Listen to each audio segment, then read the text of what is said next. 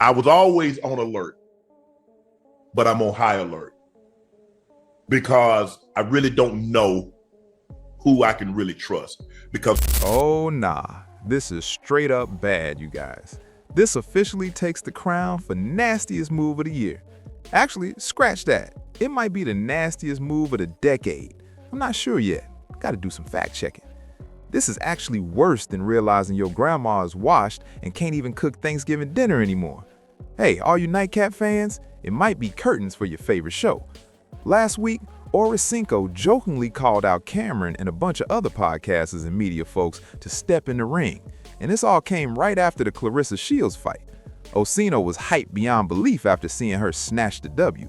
He jumped on the show and said, yo, I want to fight somebody. Bring me any one of these podcasters, media personalities, sports journalists, let's get in the ring. Now, Cameron's name came up and had this to say about it. I'm so inspired. I'm so inspired. What you inspired for? What's going on? What's popping? I want to fight too.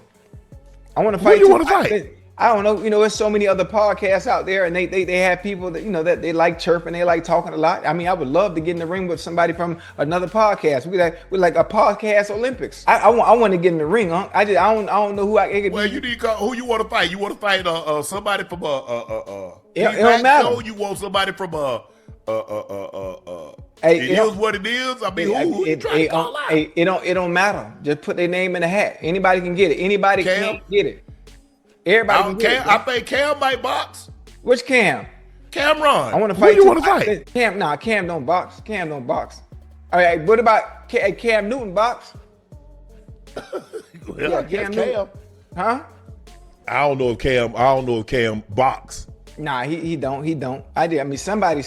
Oh, Rashad McKinney. Usually he crashes out anytime someone says his name in a negative way. Last week, though, when he was responding to Ocho, he kept it lighthearted. In fact, he actually seemed to get that Ochocinco was joking, even saying they're cool with each other. This all went down on his sports show, It Is What It Is. Fast forward to today on Talk with Flea. For those who don't know, Cam runs 2 online shows. Talk with Flea is more personal. He does interviews and dives into hot topics. Today, his guy Sense City brought it up again. Yo, what's going on with you and Ocho?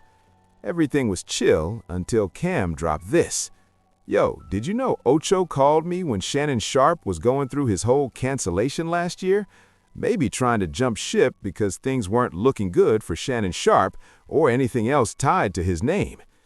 Here's exactly what Cameron said. 30 minutes of boxing with a minute in between, so I don't. To be honest with you, I don't know what the fuck it's about. But I see Chad fight.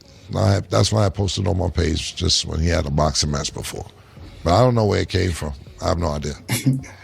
In my opinion, Shannon gassed that whole situation. I mean, even though it's still jokes and even it might be just sparring or whatever, but I think Shannon did that.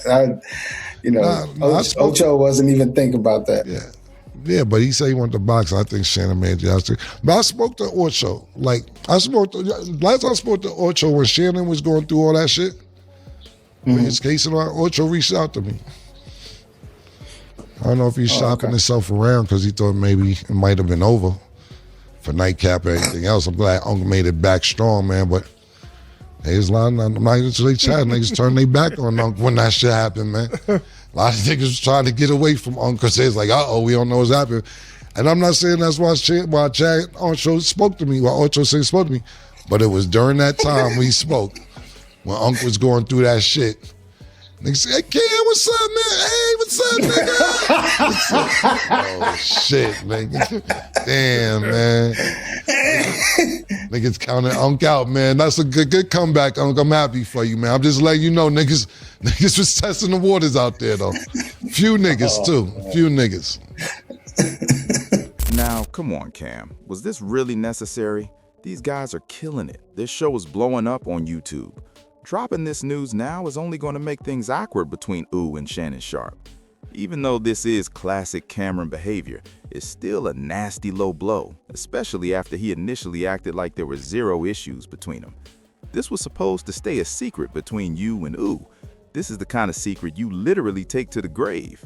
if my current company is going through some mess and I might lose my job, and I call you as my man asking about leads, and you put me on blast while I'm still there, that ain't cool at any level.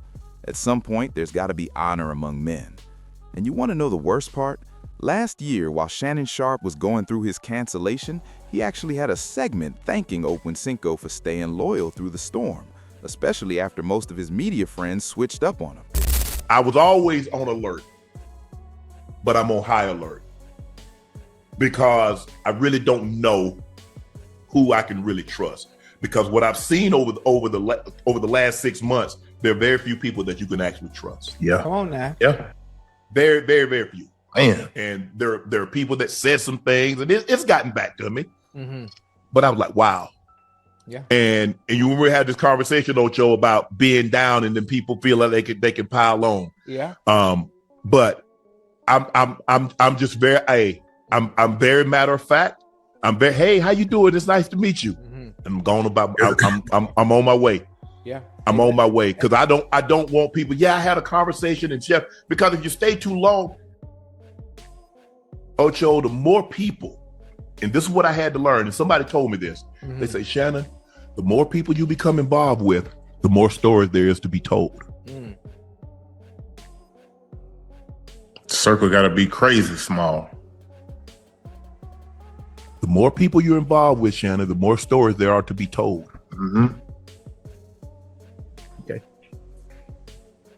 I like that. I didn't know what was going to happen. I appreciate you, Ocho, because you're like, hey, when you text me, Unc, I'm with you. Yeah. Whatever we got to go through, we going through it. You ain't by yourself. Hey, till the wheels fall the fuck off. Shit, you gave me the opportunity. There are so many people, Ocho and Joe, where I'm going, that used to call, that used to text. Yeah. I ain't heard from them since this happened. But that's all right, though. That's all right, though. Man, please. Yeah, keep it moving, baby. Maybe this is what, I don't wish this on anybody. But what it did do is it really showed me who's really, really there. Right. There are a lot of people on the peripheral. When things were going well, when we were at the apex and getting invited to everything. Yeah. I'm talking about ain't called. And I'm talking about, we were talking once a month, twice a month. Right.